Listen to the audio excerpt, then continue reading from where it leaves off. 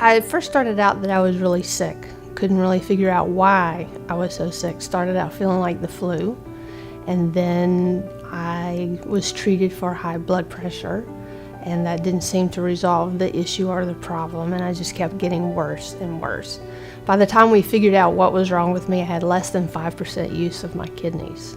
So I was pretty sick. I was pretty much on my way out by the time they figured out what was wrong.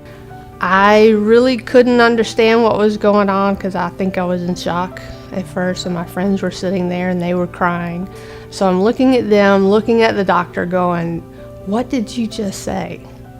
So from there it was a whirlwind, admitted to the hospital, just trying to get me back to a level where I could even start doing dialysis. I remember when I was doing hemo and having to go to a dialysis center, and I'm so grateful for those people there because they were just very attentive, very supportive.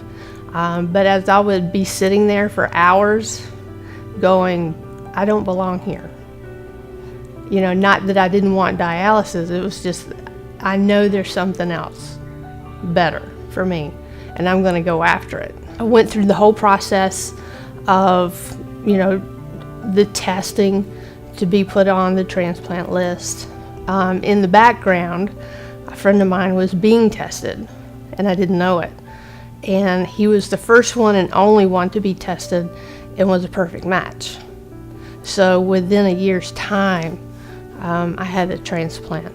Never known such love from a friend. Excited. I was just, it was, you call anybody and everybody that'll listen to let them know. We set the date for February 8th, and my second birthday. My experiences with the nurses and the doctors were fantastic. I mean, built friendships out of that experience, and still friends. Very appreciative of what they've done because of what they went through to get where they are, to be able to help others. I'm a result of that hard work, and I let them know it every chance I get. I think the thing that you have to learn the most is to trust them, that they do know what they're talking about, that they have your best interest at heart, and you have to trust that and accept that. And when you do, then it's no problem calling them. There's no trouble leaning on them when you have to. Even the cleaning staff were supportive. I mean, they'd come in, "How are you doing? You doing okay? I'm praying for you." I mean, it was just amazing, how the right people came in at the right time. Even after the transplant, it just carried over.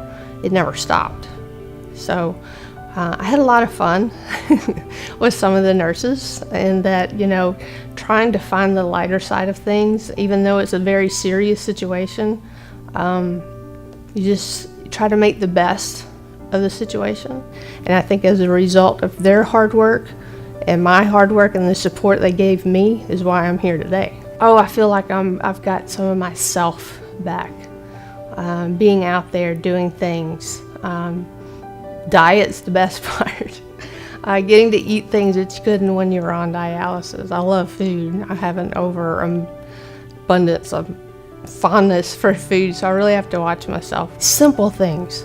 Being able to just get up and get dressed and go to work without having to worry about, getting hooked up to this machine or that machine doing dialysis. If anyone is ever hesitant about getting a transplant, you need to talk to me. It was the best thing I ever did. I know that there are some people who have fears and anxieties about that and not being sure of what all is involved and what that means.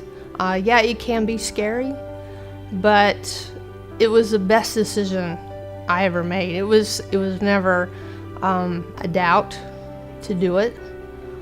When somebody is willing to give you a piece of themselves or a part of themselves to let you live, why not? That is a very special gift. It enhances your life, it improves your life, it gives you life.